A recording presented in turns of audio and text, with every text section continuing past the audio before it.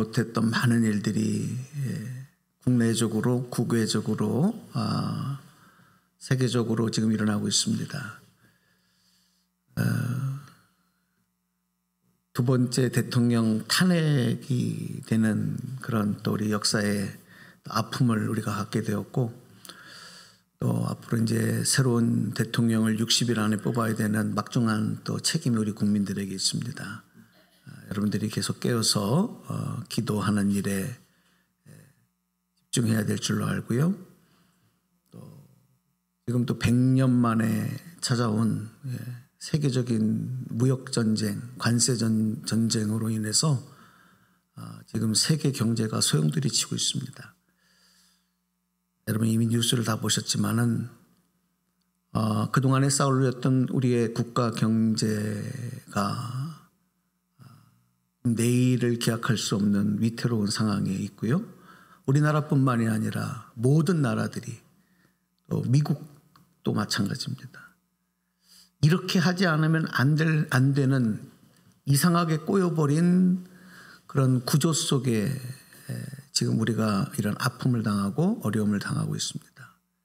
정신을 차리고 하나님만이 모든 나라와 모든 통치 위에 역사하셔서 이 나라를 지키시고 이 위기를 잘 돌파할 수 있는 국민들이, 또 나라 위정자들이 될 수 있도록 우리는 기도해야 합니다. 저는 참으로 마음이 아픈 것이 이런 국제 정세나 세계의 정말 이 토네이도보다도 더 강한 폭풍 속에 우리가 들어가고 있음에도 우리 국가의 국내적으로는 국민들이 반으로 나뉘어져서 서로 반목하고 서로 갈등하고 싸우고 있습니다.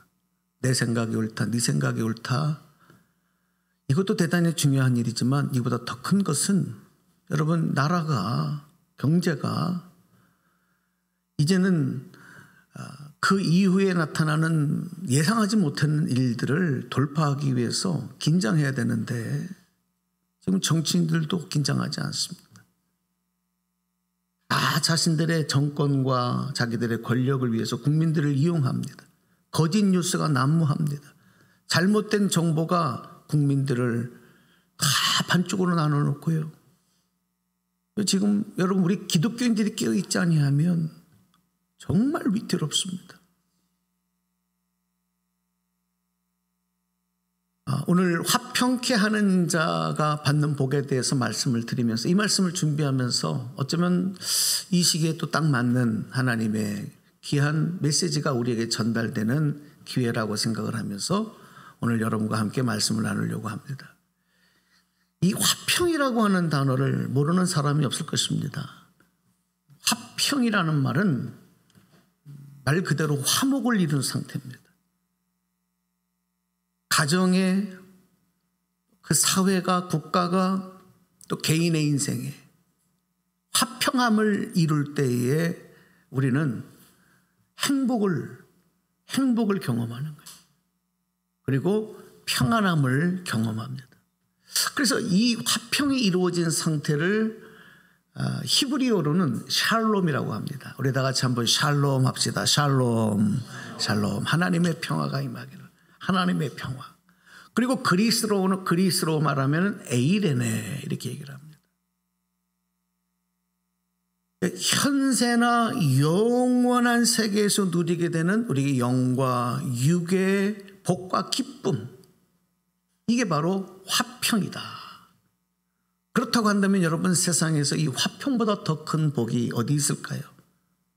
이 화평을 얻기 위해서 국가도 사회도 개인도 회사도 모두가 소망하며 나가는 거 아니겠습니까?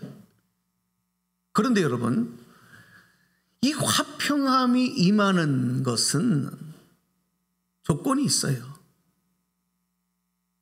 오늘 개인으로 말하면 우리의 마음밭이, 우리의 마음의 상태가 어떤 상태가 될 때 이 화평이 임하느냐. 지난주에 말씀드렸던, 한번 따라서 해주십시오. 마음이 청결한 자. 그렇습니다. 우리의 마음이 청결한 상태에 이를 때에 이 화평의 열매가 임하는 거예요. 지난주 말씀 기억나실지 모르지만 마음이 청결한 상태는 어떤 상태냐? 우리 마음의 할례를 받은 상태라고 말씀을 드렸어요. 이것은 뭐냐면 예수 그리스도의 보혈로 우리의 죄를 씻김받고 우리가 회개하고 예수 그리스도를 믿음으로 죄사함의 은총을 받은 상태. 그냥 마음의 청결함이라고 하는 것은 내가 마음의 수양을 통해서 얻는 상태가 아니라 하나님께서 의롭다고 인정하시고 그리고 하나님의 자녀로 삼아주신 그 상태. 이게 바로 마음이 청결한 상태인 거예요.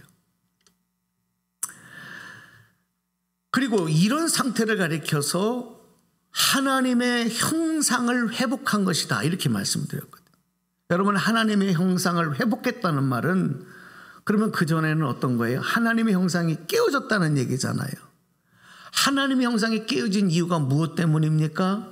죄 때문입니다. 죄가 하나님의 형상을 깨트렸어요.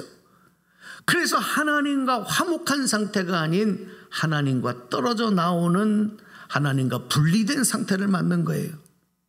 그런데 마음이 청결하다고 하는 것은 하나님께 의롭다함을 인정받고, 다시 말해서 우리의 죄를 주님께서 씻어주심으로 말미암아 하나님은 우리를 의롭다 인정하시면서 깨어진 하나님의 형상을 다시 회복하시고, 그리고 하늘의 기쁨과 평안과 그리고 샘솟는 기쁨으로 살아갈 수 있도록 허락하신 거예요.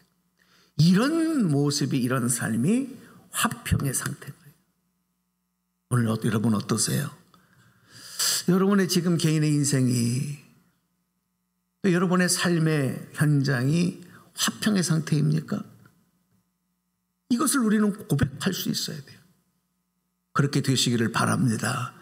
화평의 상태가 돼야 돼요. 건강한 사람은 건강했을 때는 이 건강이 얼마나 소중했는지를 잘 몰라요. 그런데 병들어 보면, 건강을 잃어버리고 나면 이 건강보다 더 소중하고 귀한 것이 없다는 것을 그제서 아는 거예요. 아, 이게 가장 큰 축복이고 가장 큰 은혜였는데 그걸 몰랐던 거예요.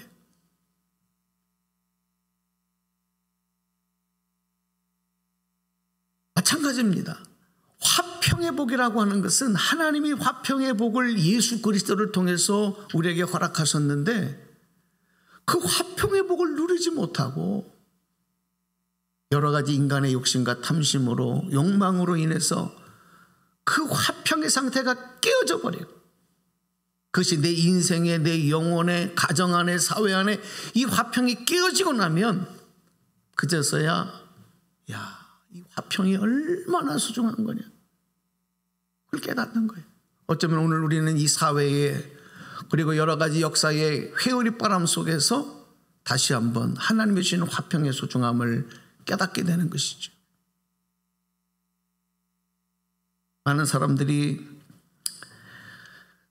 행복이 뭐냐? 행복은 내가 소원하는 것, 내가 기대하는 것이 이루어지는 것이 행복이다, 그렇게 생각을 하죠.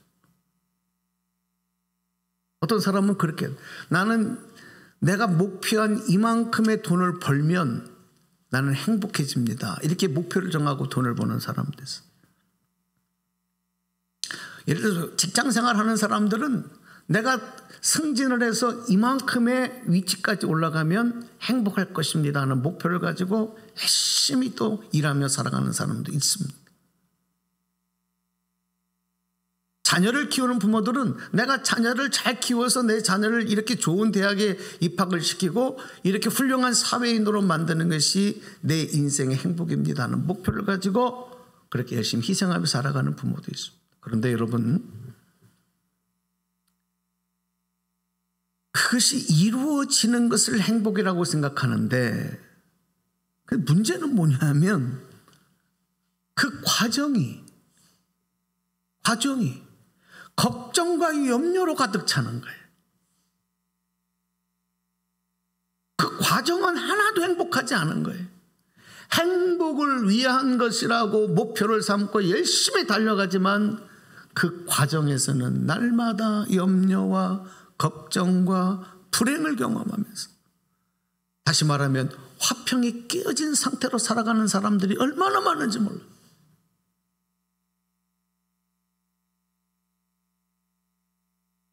무엇이 우리로 하여금 이렇게 화평을 깨트리는, 행복하지 못한, 하나님이 주신 은혜를 누리지 못하는 삶을 살아가게 하느냐? 저는 그것이 욕심과 욕망 때문이다, 그렇게 생각을 합니다. 인간이 갖고 있는 욕심과 욕망. 그렇죠. 우리 다 경험하잖아요. 내가 소망하던 것이 이루어지면요, 잠시 기뻐요. 잠시 만족해요. 근데 그것으로 평안을 누리고 화평을 누리는 것이 아니라 인간의 마음속에는 또다시 욕심이 오면서, 욕심과 욕망이 생기면서 거기서 만족하지 못하고 더 크고 더 많은 것을 기대하게 돼요. 그래서 하나님 주시는 행복과 평안을 누리지 못하고 계속 그런 모습대로 살아가는 거예요. 여러분, 이 미물인 동물만 보더라도 이 동물은요, 인간보다 훨씬 떨어진, 비교할 수 없는 그런 차원이 다른 그런 존재들이지만, 그런 동물들도요, 자기의 욕심과 욕망을 절제하고 다스릴 수 있는 능력이 인간들보다 훨씬 뛰어나요. 예를 들어서 배고픈 사자가 사냥을 해서 이제 먹잇감을 가지고 그걸 배불리 먹습니다. 그럼 배가 탁 부르잖아요. 그런데 그 앞에 사냥감이 또 지나가는 거예요. 그러면 그 사자가 저거를 또 사냥을 해서 내 먹잇감으로 비축을 해놔야 되겠다. 그리고 사냥을 합니까, 안 합니까? 모르세요? 지금 사자가 배불리 먹었어요. 그런데 바로 앞에 쫄랑쫄랑쫄랑 먹잇감이 또 하나, 사냥감이 지나가요. 사냥합니까, 안 합니까? 안 합니다. 절제하는 거예요. 안 하는 거예요. 그런데 인간은 어떻게 할까요? 인간은 그것을 위해서 지금의 이 배부름을 누리지 아니하고 다시 사냥하는 대로 달려가는 거예요. 무엇 때문이냐? 욕심 때문에. 결국 욕심과 욕망이 화평함을 이루지 못하게 하는 거예요. 평생을 그렇게 살다가 그렇게 죽는 거예요. 야고보서 1장 15절 말씀에 보면 이렇게 말씀해요. 욕심이 잉태한 즉 죄를 낳고, 죄가 장성한 즉 뭐를 낳는다? 사망을 낳는다. 그렇게 딱 성경에 기록이 되고 있어요. 어쩌면 오늘 우리는 주님이 주신 구원의 복음의 화평의 생명의 말씀대로 살지 아니하고 이런 말씀대로만 사는 거예요. 이 말씀에서 벗어나지 않는 거예요. 욕심이 잉태한 즉 뭐를 낳고? 죄를 낳고. 계속 죄만 낳아요. 무엇 때문에? 욕심 때문에. 그리고 그 결과는 생명과 구원과 행복과 평화가 아닌 사망, 죽음을 향해서 가는 거예요. 서로 죽이고 밟고 짓밟고 올라가고. 그리고선 스스로는 나 열심히 살고 있어. 나 최선을 다하고 있어. 나 조금 다른 사람보다 나아. 여러분, 왜 이렇게 인간은 어리석을까요? 그래서 오늘 예수님께서 산상수훈 팔복의 말씀을 하시고 난 다음에 이렇게 말씀을 하셔요. 말씀 올려드릴게요. 마태복음 6장 25절 볼까요? 자, 함께 읽어봅시다. 시작. 그러므로 내가 너희에게 이르노니 목숨을 위하여 무엇을 먹을까, 무엇을 마실까, 몸을 위하여 무엇을 입을까 염려하지 말라. 목숨이 음식보다 중하지 아니하며 몸이 의복보다 중하지 아니하니. 여러분, 이 말 무슨 말? 이 말의 뜻이 뭐예요, 이게? 양식을 얻는 일, 이거 대단히 중요하잖아요. 생명과 연결되니까. 그런데 그것 때문에 욕심을 부리다가 더 귀한 거를 놓쳐버리는 어리석음을 범하지 말라는 말씀 아니겠어요? 여러분, 입는 옷, 육체를 위해서 입는 옷들이 얼마나 소중하고 중요한 것이지만 거기에 욕심을 부리다가 더 귀한 거를 잃어버리는 어리석음을 범하지 말라. 그래서 예수님이 이렇게 말씀하십니다. 자, 그 다음 절에 있는 6장 26절에 시작. 공중의 새를 보라. 심지도 않고 거두지도 않고 창고에 모아들이지도 너희 하늘 아버지께서 기르시나니 너희는 이것들보다 귀하지 아니하냐. 마음이 청결한 사람이 되면 마음의 할례를 받고 그래서 받는 복이 뭐라면 하나님을 볼 것이다. 하나님을 보며 살아가는. 그렇기 때문에 공중에 나는 새들을 보면서도 들의 백합화를 보면서도 무엇을 보냐면 하나님을 봐요. 그것을 창조하시고 섭리하시고 또 보호하시고 주관하시고 하시는 창조주 하나님의 섭리를 보면서 감사하면서 아까 우리가 찬양한 대로 찬양하면서 기쁨을 누리는 삶을 사는 거예요. 할렐루야. 그래서 마음이 청결한 자가 되면 염려와 근심과 걱정의 자리에 하늘의 평강과 하나님의 주시는 샘솟는 기쁨이 채워져 버려요. 이거는 세상이 채워주는 게 아니에요. 돈으로 되는 게 아니에요. 세상의 성공으로 되는 게 아니에요. 하나님이 주시는 것이 그 자리를 채우면서 그 축복과 은혜, 그 은혜를 누리는 삶을 살아가는 것. 이게 바로 화평을 누리는 모습. 오늘 바로 그 화평케 하는 자가 받는 복. 그래서 우리는 화평을 누리는 자가 되는 복을 받아야 되는 거예요. 자, 그런데 여러분, 놀라운 사실이 있습니다. 이 화평을 누리는 사람은 어떤 사람이 되는지 아십니까? 그 화평을 나누고 전하는 사람이 돼요. 자, 오늘 말씀이 중요합니다. 여러분이 화평을 누리는 축복을 받은 사람이, 그런 성도님이 되셨다고 한다면 그 화평을 나누고 전하는 삶이 이어진다는 거예요.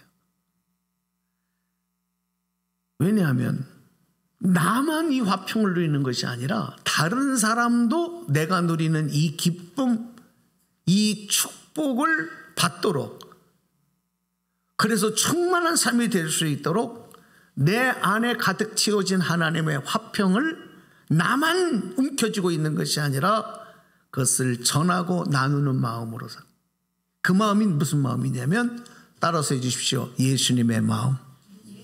다시요. 어떤 누구의 마음이에요? 그 예수님의 마음이에요. 그런 삶이 누구의 삶이냐면 예수님의 삶인 거예요. 그러니까 우리 그리스도인들은 반드시 화평케 하는 자의 복을 받아야 돼. 여러분의 삶이 하나님이 주시는 화평으로 채워지는 충만한 기쁨이 샘솟는 삶 되시기를 주님의 이름으로 축원합니다. 그리고 나누는 삶이 돼야 돼. 그런데 과연 오늘날 이 한국교회 우리 성도들이 진정한 화평케 하는 축복을 받는 모습이냐? 그 복을 나누고 사냐?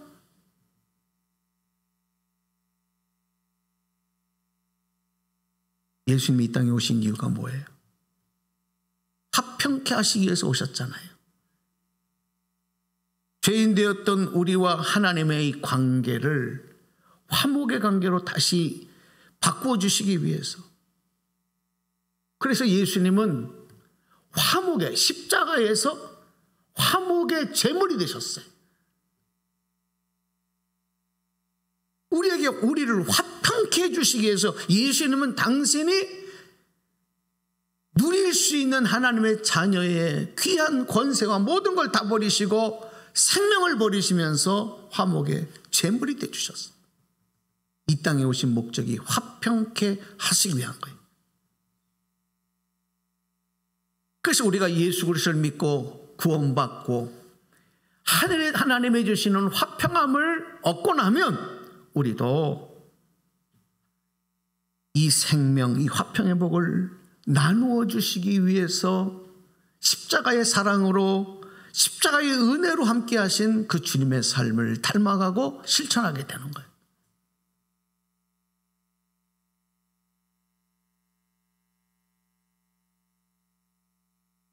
우리가 화평의 복을 누리지 못하고 세상 일에만 빠져 살아가면요,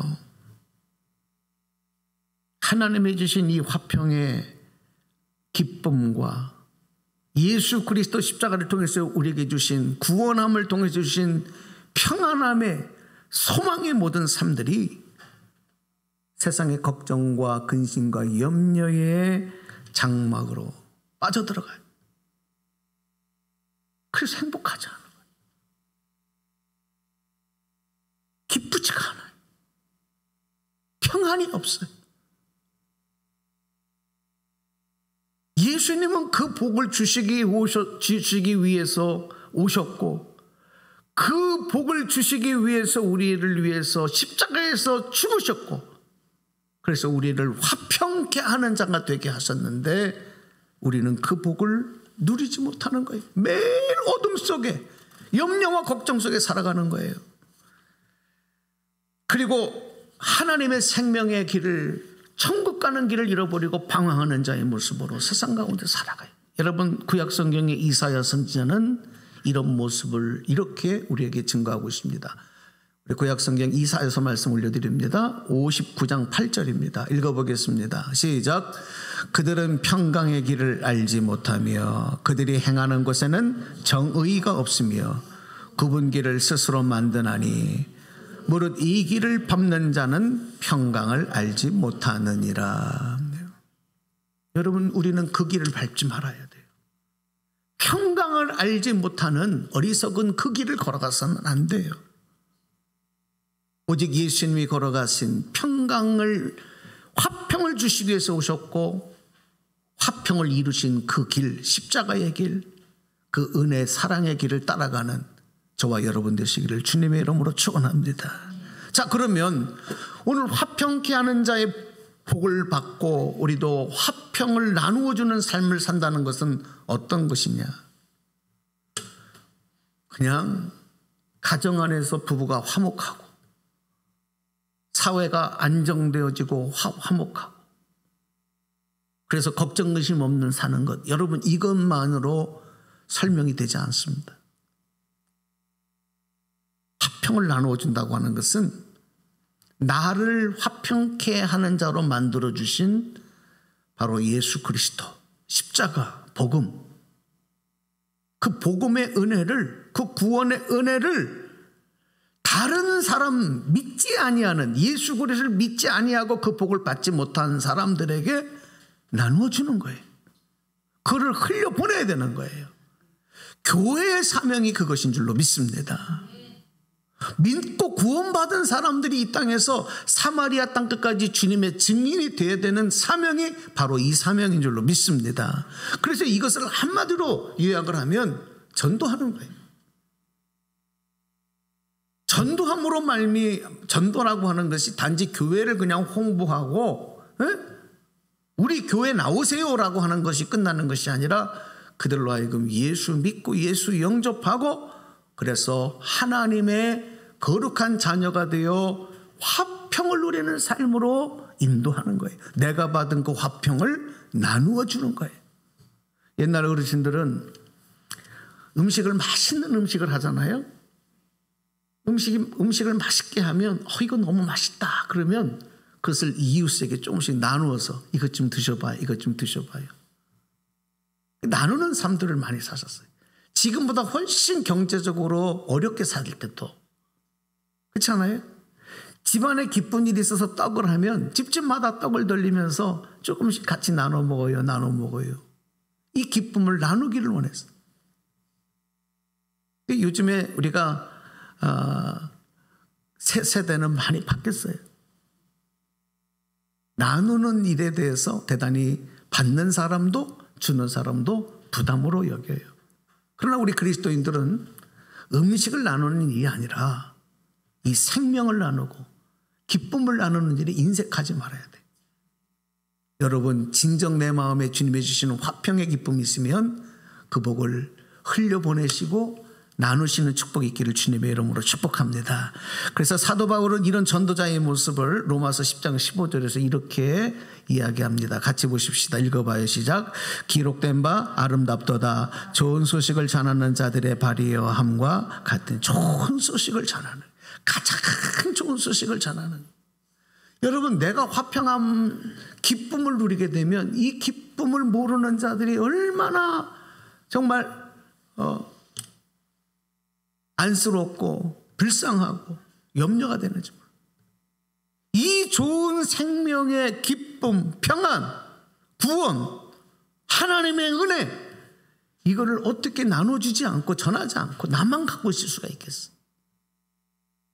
어디 음식점에 가서 맛있는 음식 하나만 먹고 와도 야야야 그 음식점 가면 그게 굉장히 맛있더라 자랑하면서, 응? 또 그리고 내가 좋아하는 사람들 데리고 거기 가서 한번 꼭 먹어봐야 되겠다 하고 데려가면서 하나님의 주신 이 화평의 구원의 기쁨은 왜 증거하지 못해요? 왜 전하지 못해요?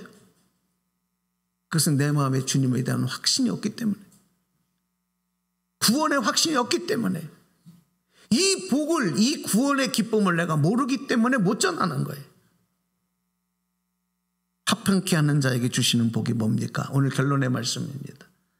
화평케 하는 자에게 주시는 복을 하나님의 아들이라 일컬음을 받게 된다 그랬어요. 다시 한번 오늘 본문 읽어봐요. 시작. 화평케 하는 자는 복이 있나니 그들이 하나님의 아들이라 일컬음을 받을 것임이라 그랬어요. 화평케 하는 자에게 하나님께서는 양자의 영을 내리셔서 그의 자녀로서 누리는 축복을 주신다. 여러분, 자녀가 부모와의 관계 속에서 받는 큰 특권이 뭔지 아세요? 법적으로 상속자가 되는 거예요. 상속자가 돼. 부모님이 돌아가시면 부모님의 유산을 그 자녀가 상속받게 돼요. 이거는 그 자녀가 잘나서도 아니고 그 자녀가 못나서도 아니고 무슨 자격을 가져서도 아니고 단지 자녀라고 하는 그 이유 하나만으로 상속자가 되는 거예요. 사도 바울은 그래서 화평케 하는 자에게 주시는 하나님의 축복에 대해서 로마서 8장 16절 17절에서 이렇게 말합니다. 자, 소리내서 시작. 성령이 친히 우리의 영과 더불어 우리가 하나님의 자녀인 것을 증언하시나니 자녀이면 또한 상속자 곧 하나님의 상속자요 그리스도와 함께한 상속자니 우리가 그와 함께 영광을 받기 위하여 고난도 함께 받아야 할 것이니라. 여러분, 우리가 부모님의 자녀가 되면, 부모의 상속자가 되면 부모의 좋은 것만 받는 게 아니에요. 예를 들어서 그 권리를 내가 받았는데 우리 부모님이 어려움을 겪어요. 예를 들어서 부모가 사업을 하다가 부도가 나요. 어려움을 겪어요. 자, 그러면 좋은 것만 받는 게 부모가 자녀가 아니라 부모가 힘들고 어려운 일을 당할 때 그 고난에도 동참해야 되는 거예요. 그렇지 않습니까? 마찬가지예요. 오늘 우리가 하나님의 상속자이면 그리스도와 함께 상속자가 된 축복을 받았으면 주님의 영광에 참여하게 되지만 또한 주님의 고난에도 함께 참여하는 것이 맞다. 아, 나 고난은 싫어요. 거기 참여하는 건 싫어요. 영광에 참여하는 일만. 이건 상속자의 모습이 아니죠. 오늘 여러분, 이제 우리 다음 주일, 이번 주 지나서 다음 주일부터는 주님의 고난 주간이 시작이 됩니다. 그 고난 받으심에 그 일에 우리가 동참하면서 우리가 함께 그 십자가의 길을 묵상하며 나아가는 것은 바로 그 이후에 있는 부활의 영광에 참여하기 위함이에요. 오늘 여러분들이 나는 하나님께 예수 그리스도를 믿고 화평케 하는 자의 복을 받았다는 믿음으로 무장하셔야 돼. 할렐루야. 그 기쁨과 행복을 매일매일 누리시기를 축복합니다. 세상 일로 말미암아 그 행복과 기쁨을 잃어버리지 마시고 놓치지 마시고, 또 한 가지가 그 복을, 화평의 복을 전하고 나누세요. 마음껏 흘려보내세요. 그리고 주님께서 우리에게 약속하신 그 영원한 하나님의 나라의 상속자인 그 귀한 권리와 축복을 가지고 주님의 고난에도 동참할 수 있는 하나님의 자녀의 사명을 감당하기 위해서 오늘 화평케 하는 자가 받는 하나님의 아들이라 불림을 받는 이 복, 여러분이 다 받아 누리시면서 이 한 주간도 승리하여 주님께 영광 돌리시기를 주님의 이름으로 간절히 축원합니다. 자, 우리 말씀